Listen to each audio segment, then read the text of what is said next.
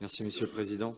Je voulais d'abord remercier pour la présentation de ce rapport, ainsi que toutes les personnes qui ont contribué à son élaboration et puis toutes celles qui œuvrent au quotidien à la poursuite de cet objectif qui vise à atteindre le plus vite possible l'égalité réelle entre les femmes et les hommes. Alors on l'a vu, le rapport retrace les différentes actions qui sont menées en interne par la collectivité, mais également à l'égard des usagères de nos services publics. Nous disposons d'ores et déjà de pas mal de données qui permettent d'évaluer le chemin qui nous reste à faire.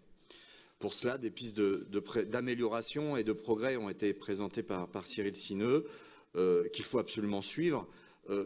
Plus on disposera d'éléments objectifs permettant de mettre en lumière les discriminations qui existent encore, plus nous serons en mesure de les faire disparaître. Le groupe Génération que je représente aujourd'hui souhaite faire une proposition pour l'avenir dans la lignée du séminaire qui a déjà été organisé et de celui à venir. On souhaiterait que soient présentées spécifiquement dans le rapport les actions qui sont concrètement menées par la métropole afin d'améliorer la place accordée aux filles et aux femmes dans l'espace public. C'est vrai, des actions sont d'ores et déjà menées par la métropole, mais il faudrait les mettre en lumière pour pouvoir les développer et les améliorer. On le sait, la collectivité porte de nombreux projets d'aménagement, de rénovation urbaine, ainsi qu'en matière de mobilité et de transport en commun. Et dans tous ces domaines se pose la question de du partage de l'espace public. C'est d'ailleurs une problématique que l'on retrouve ailleurs, par exemple au sein des bibliothèques, au sein des piscines par exemple.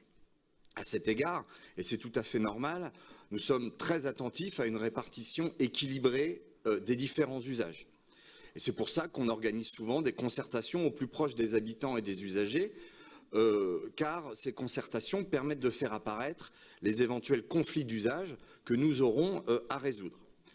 Mais nous sommes peut-être moins systématiquement attentifs à un autre aspect qui est pourtant aussi important, qui est celui du partage des espaces publics entre les femmes et les hommes.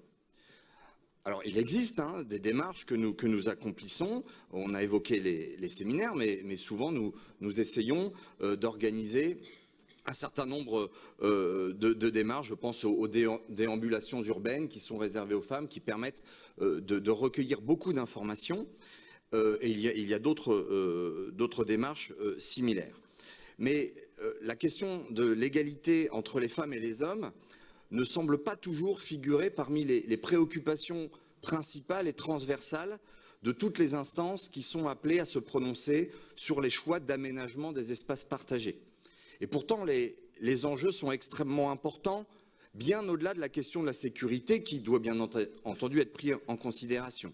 Parce qu'il est en réalité question de l'égalité d'accès aux services publics, d'égalité dans le droit de bénéficier des équipements publics, d'égalité dans l'accès aux loisirs et même, plus généralement, de liberté d'aller et venir. Il faut donc être particulièrement vigilant au fait que les équipements et les aménagements que nous portons au sein de cette métropole ne soient pas excluants.